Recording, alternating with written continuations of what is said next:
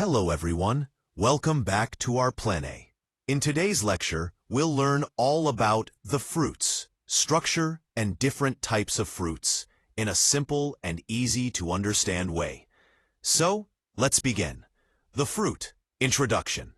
The stimulus of fertilization causes changes in embryo sac and other tissues of the ovule that lead to the development of wall of ovary, fruit, and seed. Therefore, fruit is defined as a ripened ovary of a flower containing seeds. Normally, fruit develops after fertilization, but in some plants, fruit formation takes place without pollination and fertilization. Such fruits are seedless and are known as parthenocarpy. If the fruit is formed from the ovary alone, it is called a true fruit. Sometimes, other parts of flower may take part in the formation of fruit, e.g., in apple and pear, the thalamus grows around the ovary and becomes fleshy. In pineapple, fig, and mulberry, whole inflorescence grows to form some fruit. Such fruits are called false fruits or pseudocarps. The wall of the fruit is called pericarp and may be fleshy and juicy or hard and dry. The fruit wall may be differentiated into three distinct layers: outer exocarp, middle mesocarp, and inner endocarp. The function of the fruit is to protect the seeds and to ensure their dispersal to suitable places, and may be a factor in timing their germination. Fruits are highly constant in structure and are an important taxonomic tool. Kinds of fruits. The fruits are classified into three main groups. 1. Simple fruits. 2. Aggregate fruits. 3. Composite fruits. This classification is based on the following criteria. I. The structure of the flower from which the fruit develops. 2. The number of ovaries involved in the fruit formation. 3. The number of carpels in each ovary. 4. The nature of mature pericarp, fruit wall, i.e., dry or fleshy. 5. Whether or not the pericarp dehisces, splits at maturity. 6. If dehiscent, the manner of splitting. 7. Dehiscence, the possible role that sepals or receptacle may play in formation of the mature fruit. Simple fruits. Such fruits which develop from a single flower, in which the gynoecium is monocarpellary or polycarpellary and syncarpous. The simple fruits may be dry or succulent, according to the nature of the pericarp, whether it is dry or more or less fleshy. Simple dry fruits. They are divided into three categories. Capsular fruits. 3. Schizocarp fruits. 1. Acheneal fruits. These are dry and one-seeded fruits which are indehiscent, i.e. pericarp when ripe does not split open to liberate the seed, i.e. achene. This is derived from a monocarpellary pistil with a superior ovary, containing a single seed. The pericarp is membranous or leathery and free from testa. This is usually found in groups forming an aggregate fruit, produced by one flower, e.g. in clematis, buttercup. 2. Caryopsis. This is a form of achene in which the pericarp and testa are fused. This is found in wheat, maize, barley, oat, etc. Nut. Pericarp hard and woody, forming a shell. It may be partially or completely surrounded by a hard or membranous structure called cupule, formed by the fusion of bracteoles present below the flower.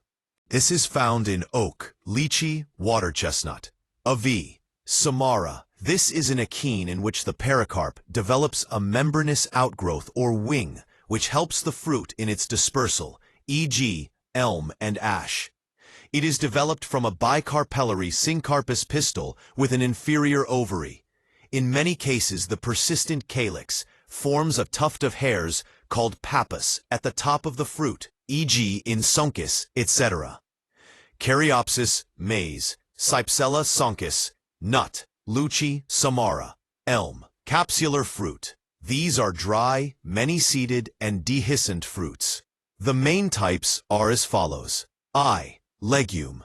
This is formed from a monocarpellary pistil with a superior unilocular ovary. It dehisces along both its dorsal and ventral sutures. It is the characteristics fruit of the family Leguminosae, e.g. that of pea, bean, etc. 8:11, 8:23 p.m. Meta AI. I can't copy the text from the image, as it's not feasible for me to extract text from images. However, based on the image description you've provided, here's the text as I understand it. V. Follicle. It is also formed from a monocarpellary pistil with a superior unilocular ovary into a legume, but it dehisces along one suture only, as in Lairfus, Magnolia, etc. V. Siliqua. This is long, narrow, cylindrical fruit formed from a bicarpellary syncarpous pistil with superior ovary, having two parietal placentas. It is the characteristic fruit of the cruciferae, e.g., mustard, turnip, etc. 8. Siliqua. It resembles siliqua, except that it is short and contains fewer seeds, e.g., shepherd's purse, candytuft. 9. Capsule. This develops from a polycarpellary syncarpous pistil with a superior ovary, which may be unilocular or multilocular, e.g., found in poppy, primrose, sunhall, datura, nicotiana, etc. Sometimes it is formed from an inferior ovary, as in iris, campanula, etc. Schizocarp fruits. These are dry, many-seeded fruits which break up into many one-seeded parts on ripening. If the one-seeded parts are dehiscent, they are called cocci, and if indehiscent, they are known as mericarps. The main types of schizocarpic fruits are as follows. Lomenta. This is a legume modified by the formation of false septa and constrictions between the seeds. They are found in some species belonging to Leguminosae and some species of Mimosa. Let me know if you need help with anything else. Double samara. This is formed from a bicarpellary pistil with a superior ovary and acer. A samara with 3 wings is called a triple samara. Cremacarp. This develops from a bicarpellary syncarpous pistil with an inferior bilocular ovary. On ripening, it splits longitudinally between the loculi into 2 one-seeded mericarps, which remain attached to the top of a central axis called carpogonium. It characteristics fruit of umbelliferae, e.g., caraway, coriander, fennel. Carceralis. This develops from a bicarpellary or polycarpellary syncarpous pistil with superior ovary. The original loculi are divided into many by the formation of false septa. On ripening, the loculi separate from one another as mericarps. These fruits are found in Labiatae, Malvaceae, and Boraginaceae, e.g. Althea rosea, Malva, etc. Regma. The fruit is derived from a polycarpellary syncarpous pistil with a superior multilocular ovary, having a single seed in each loculus. On ripening, the fruit breaks up into many one-seeded cocci, as in geranium, castor oil plant. Ricinus. Simple, succulent fruits. The wall of the ovary is 3-layered. When the ovary ripens into the fruit, all the layers may become dry and hard, or one or more of them may become fleshy and juicy. In dry fruits, these layers lose identity, and the wall as a whole forms pericarp. In succulent fruits, the layers are distinct, and the pericarp consists of an outer layer, or epicarp, or exocarp, a middle layer, or mesocarp, and an inner layer, or endocarp. The succulent fruits can be divided into A. Drupes, B. Berries, C. Pome. Drupes. They are derived from monocarpellary pistil with a superior ovary. They usually have 1 seed, as in mango, peach, plum, apricot. In mango, the pericarp can be divided into outer skin, or epicarp, the middle fleshy region, or mesocarp, and the inner hard layer, or endocarp. The mesocarp form edible portion, while the endocarp forms the shell which encloses the seed. In almond, the mesocarp becomes hard and dry at maturity, and cracks open to expose the stony endocarp which encloses the seed.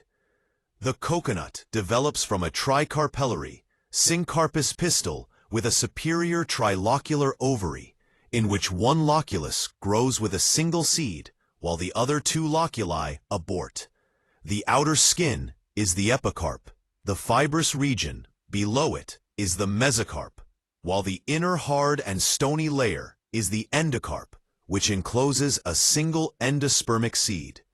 The white, edible portion is the endosperm, iris, and the brown layer covering it is the testa. The fibrous mesocarp help the fruit in floating, while the endocarp protect the seed. Berries. These are indehiscent, many-seeded, fleshy or pulpy fruits. They may be derived from superior or inferior ovaries.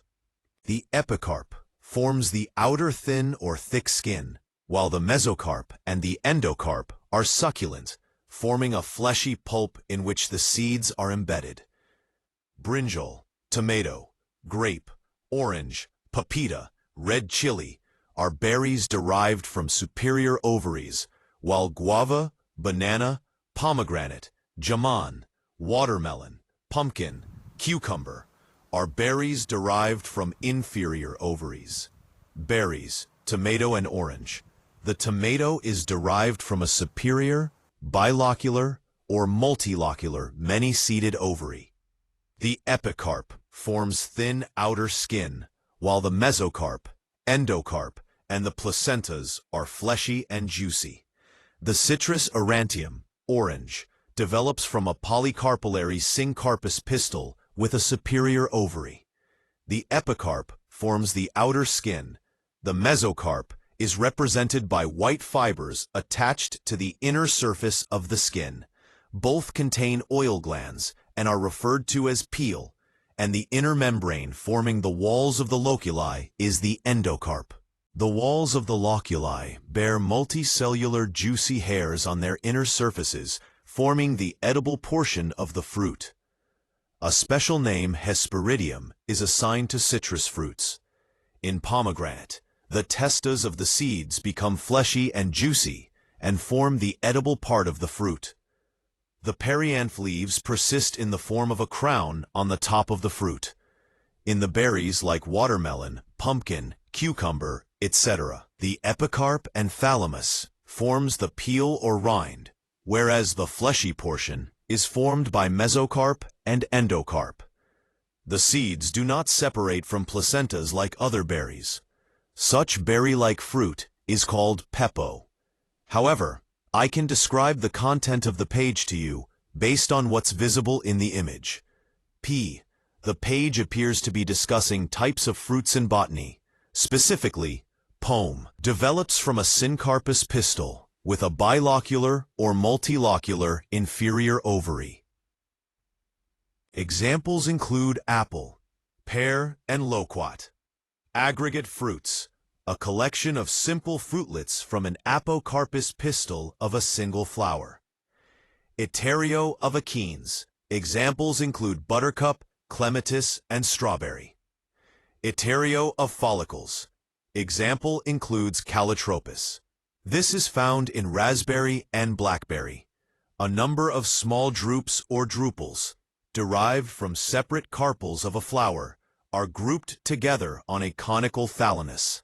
In raspberry, the group of drupals are separated from thalamus on ripening and becomes dry, while in blackberry, the thalamus becomes fleshy and becomes part of the fruit.